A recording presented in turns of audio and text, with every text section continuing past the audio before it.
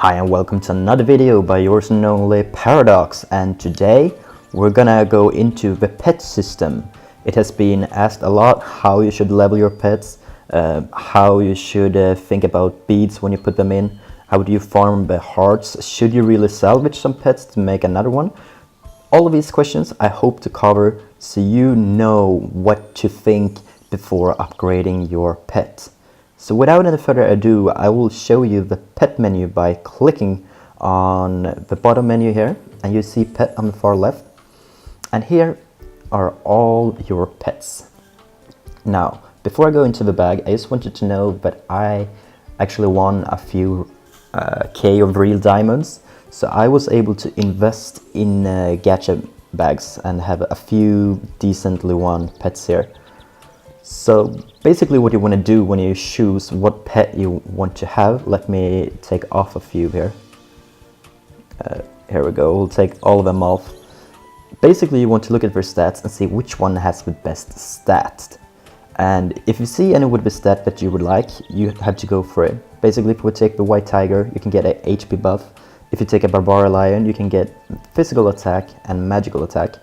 If you take a hell lion, you'll get the magical defense, but you notice that its CP on the right here and its basic stats is significantly higher than, for instance, the barbarian lion.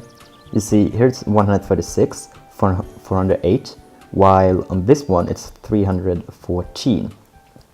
So what you want to keep in consideration before equipping them is, would you like the flat stats, or would you like the rarity stats that's going to generate out of your flat stats? So basically what I mean is that a percentage change is gonna take everything you have accumulated in form of attack or defense, and then based on that number it will amplify it with the percentage upon it.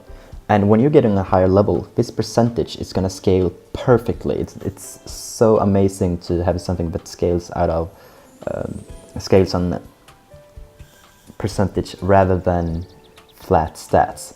So the way I'm thinking here is that I want the hell lion to boost a lot of my basic stats. So I've decided to go with this one because I want this flat stats, a lot of them.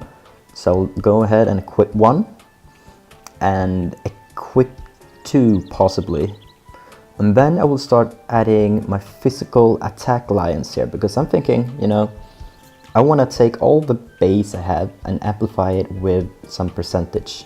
So we'll equip the first one and boom, and equip the second one, boom. This is great. This is sort of how I like it. We can actually have a look now and see how much of help this hell lion is doing to our attack.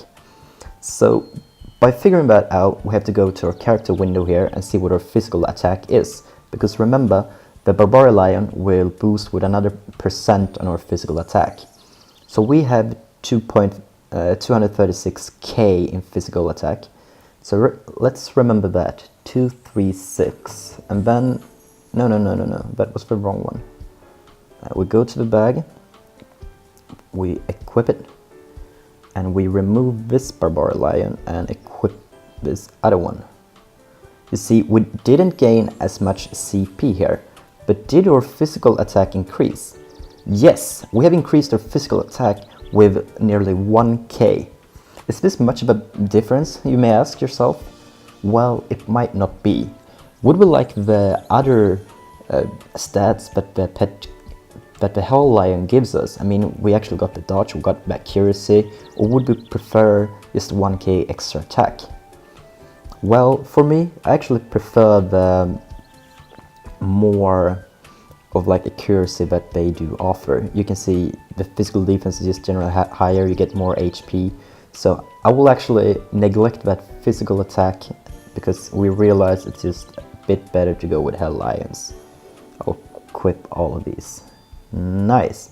I think I will go with this because you sort of see that this lion was my very first one. That is why it's level 5, and I will come to that in a moment, how you should consider when leveling up your pets. But this was my very first lion that I started to level up. The max level is 100, and you do need hearts to level your pet. Here's the rule of thumb when it comes to which one to focus on. always level up your best one until the point you find a better pet. So with that in mind, see that I have upgraded my Barbarian Lion to level 5. When it became level 5, I got this Hell Lion. And since then, I have been continuing to upgrade it. And now let's talk about how we do get hearts. Hearts you can get on daily basis. You can get them through your daily exchange here. And you basically always want to take the bound penny exchange. You want to consider maybe doing orb swap if you have a time over. Then you would be taking the carrier bombs here and accumulate, I think that's 300 hearts, because you get 10 in quantity of 30, so that would be 300 hearts. If you have time to spare, you would do that option. But you can also decompose pets that you come across, and decomposing is basically taking any of your old pet and delete them. And I think I'm actually going to do a bit of decomposing, because I could sell these. You see, they are not soul bound, but I have better items to sell than ugly pets. So we just go ahead and decompose. And you notice here that you have a premium option for decomposing. And it's basically, let's say you have a good upgraded pet. If you were about to decompose it normally, you have a reduced amount of hearts that you get back, while the premium one is going to give you all of the hearts you have invested into the pet. And we can sort of see that if we go back to the pet list and look at this lion, we can get a total of 33k out of this one if I would come across a better one. Now, I think we covered everything about the pets to know. I think we should move into the beads.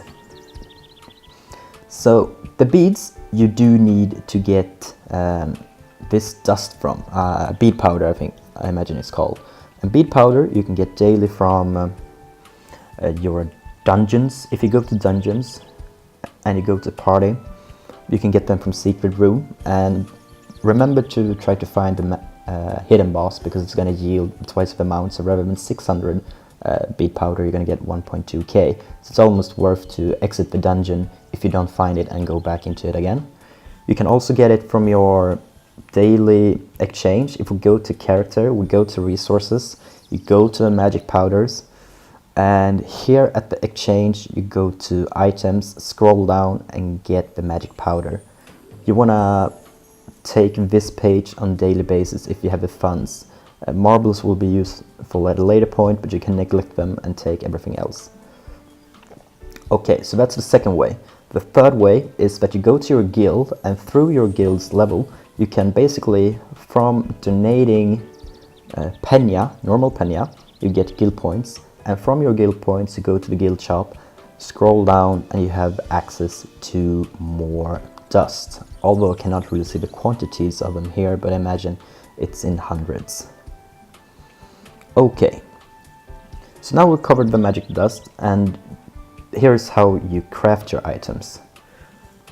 We go back to beads, and then you would press craft to get new ones. And we'll just take, okay, we are almost full, so you basically press craft and you can get different kinds of grades. The higher the grade, the better. At the moment, I believe I only have grade 7 as the highest, but I've heard that there are grade 8, and this makes me believe there's a grade 10, but we can always look into this information later on. But nevertheless, you want to gather the ones that are going to yield the best stats for you. Once more, I prefer to have the percentage-based beads and get my flat stats from Beastery. So most of my items here is for percentage to begin with. And when you don't have, oh, I had a grade 8 one. When you don't have enough to just fill out the slots of these epic ones, you would just go into the blue ones and choose these for the time being. And you upgrade your beads by taking any of the other beads you have and actually use them as crafting material. Since this is a grade 8, maybe I would like to upgrade it first. But what you're gonna notice is that upgrading your beads is gonna be easy until you reach level 21. And then it's gonna be significant jump to get to the next level. It's gonna take you ages. So my recommendation is that you do start to get a bead to level 21, and then you start upgrading your next one until you have all beads level 21. And from that point onward, you will start filtering out the bad ones from the good ones. Just make sure to utilize all your slots in the beginning. My preference of choice is to make sure to get the percentage over the flat one, but if you get a good flat one, keep it in there.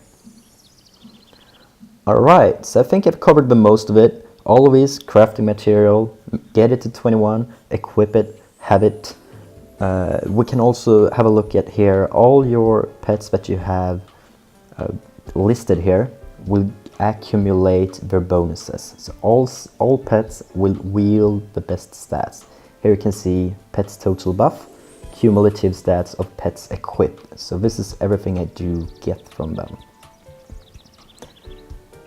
Alright, so now when we've covered that, I want just to briefly mention that if you were about to have a snowman for the show, equip it, and then you would summon it in the bottom right corner here, you actually lose out on that extra stats because it accumulates after all, so you cannot really have appearance. So if you're in a situation when you want to have the highest CP, you will have to manually remove your pet and possibly, okay, it's summoned, so I have to go back to the lion, have this annoying pop-up window, we summon it, then we unsummon the snowman, we go to the Barbara lion, or what did I have?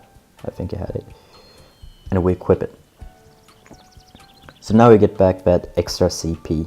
Maybe we'll do a change about that, but you can change the appearance so it doesn't affect your CP, but for now, that's how we're gonna do it.